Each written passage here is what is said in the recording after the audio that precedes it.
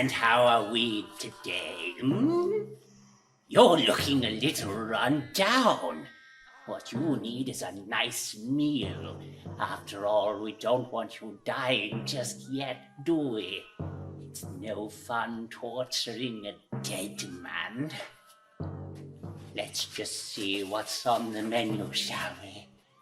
Oh, lobster thermidor, yum yum.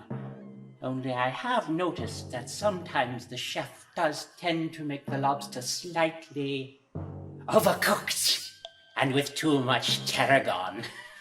And what about the side dish? Oh, filet beans, fresh from a can. And to wash it all down, a 56 Merlot. You bastard. That's a terrible pairing. It's good enough for the likes of you, riffraff.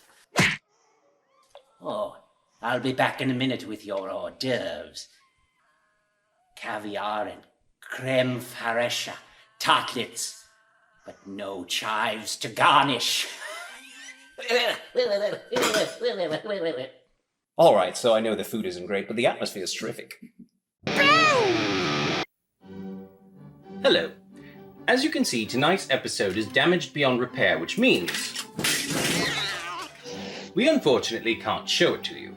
And so, without further ado, we do not present this episode.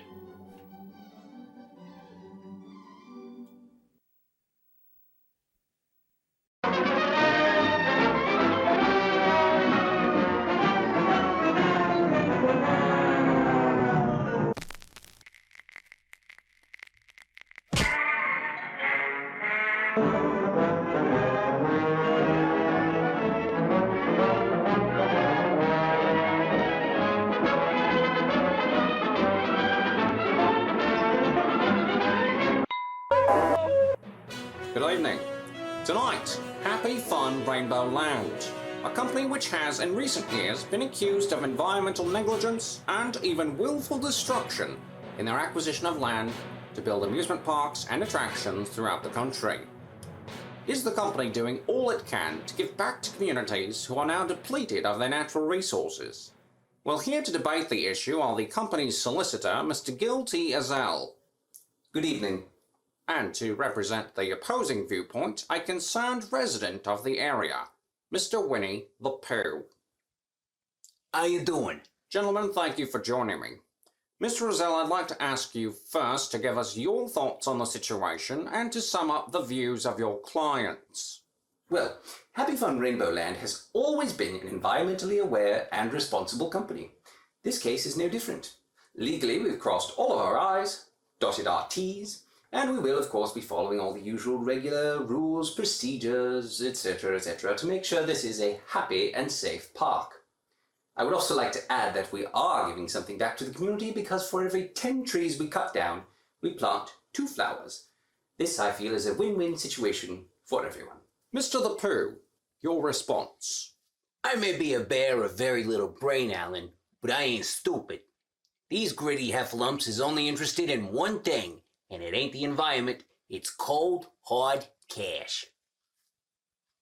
Well, I understand Mr. the Pooh's concern. However, I feel I should correct him on a few points. Happy Fun Rainbow Land Limited donates almost 1/4 of the company's Toss a Coin into a fountain and Make-A-Wish attraction, almost, every year to environmental charities alone. I feel Mr. the Pooh's real issue here is with his relocation, which of course is understandable, but again the company has taken steps to ensure that everyone is happy.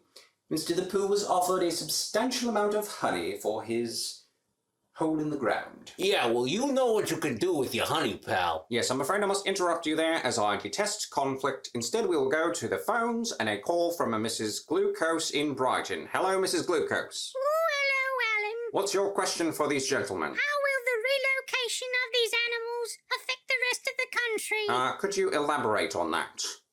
Well, I mean, I don't want a bear living in my neighborhood. What if I was to get mauled? Are you kidding me? Gentlemen? Lady, I only eat honey. Oh, that's what they all say. then you end up mauled and well. You know, it's ignorant crap like this that gets bears like me shot. Well, I think there's actually a great deal of validity in what this woman says. I mean, do we really want bears and piglets and tigers? I mean, tigros living in our neighborhoods. If you was here right now, I'd be kicking your butt all over the 100-acre wood. This coming from a bear whose head is, and I quote, stuffed with fluff. I got your fluff right here, you stuck-up freak. Well, I'm afraid that's all the time we have, so gentlemen, I'd like to ask you to leave us with your final thoughts. Mr. Azell. Be sure to visit Happy Fun Rainbow Land opening this summer. Mr. the Pooh. I would like to leave Mr. Azell with a little poem that I just wrote. I would listen to a rabbit, to an owl, or to a duck. But when it comes to your opinion, who gives a bother? Good night.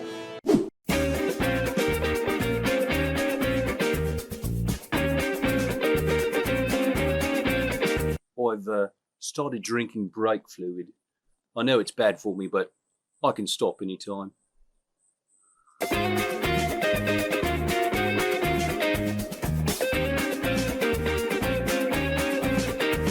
Pay attention.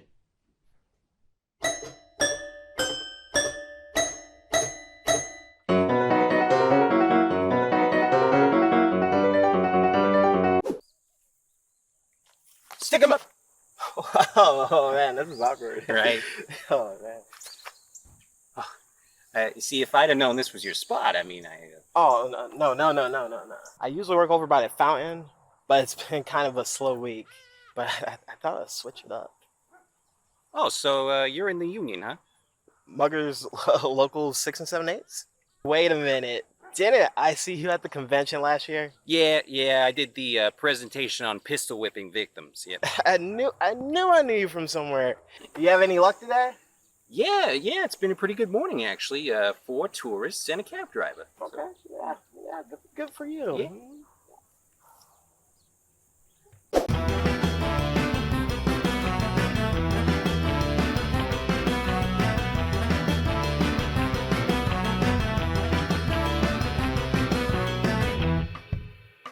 Just as in nature itself, in the world of contact sports, only the strong survive. Boxers, wrestlers, and fighters of all kinds must not only meet specific weight requirements, but they must also be in the peak of physical perfection if they hope to achieve any amount of success in their respective sport. Much of this is achieved by intense physical conditioning and training, as well as mental agility. In one sport, however, a sedentary lifestyle, a complete lack of dietary control, and a deficit of intellect are all key components for success. Sumo wrestling. The ancient Japanese art of 2 very large men slamming into each other and wearing very little whilst they do it. This is Itsuki Tanaka, a 24-year-old sumo wrestler from Azabu. He has been wrestling for 6 years and is quickly becoming one of the sport's most elite. I have been wrestling for 6 years now. It is fun, yes, but it is also a lot of hard work. People think becoming a wrestler is easy, but I must follow a strict training program. Every morning, Itsuki wakes at 11:45 and eats an entire cake for breakfast. This is not pretty. Most of the day, I sit on the couch and watch television. I try to move as little as humanly possible, which is much harder than you would think. Ha ha ha! One time I lost my remote control. I couldn't find it for 3 days. Then, I suddenly remembered I left it in one of my folds.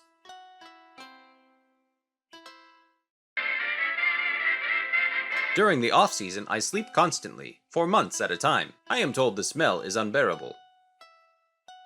Now, Itsuki is preparing for the match of his life. In 1 month, he will take on extra heavyweight champion Shoji O'Fallon.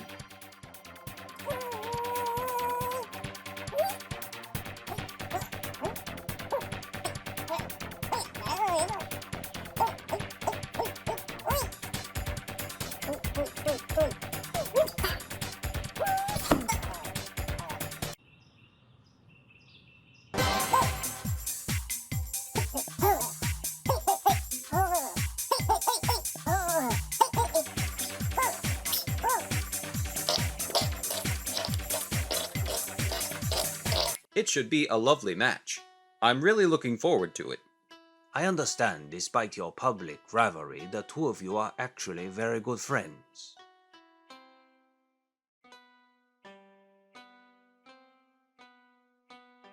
Yes.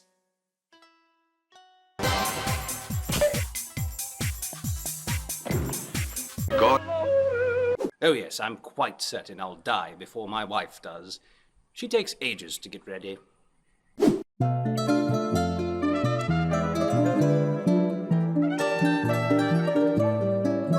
The Cantina El Cid near Pamplona is a place where the food ain't so hot, and the beer may be flat, but to make up for that, all the barmaids are certainly not. It is owned by the Rodriguez brothers, and the Mol and Juan are their names. And once you've seen one, then you've seen them all, 'cause they're twins and they both look the same. Nights at the sea where we drank wine, where I had the time of my life. We could dance and sing until morning, or at least get away from the wife. Out the cantina door stumbled Jose. He saw Padre Gomez walking by. Padre said, "Drunk again," and Jose with a grin said, "That's okay, Father, so am I." And the love of my life, Isabella, she sings songs and the people, they clap. She just sang one about a tortilla. Actually, it was more of a rap. Nights at the sea where we drank wine, where I had the time of my life. We could dance and sing until morning, or at least get away from the wife. Pablo likes to regale us with stories of the bullfights he's won, big and small. I believe him to know when he says, "Amigo, I'm the biggest bull thrower of all." Now one night, El Cid, it caught fire, and the whole place was burned to the ground. But the patrons were saved from the heat of the flames, 'cause their drinks, they were so watered down. No more nights at El Cid, where we drank wine, and the music, she played on Tour de Dawn. No more singing, no dancing, no laughter. Now that El Cid Cantina is gone.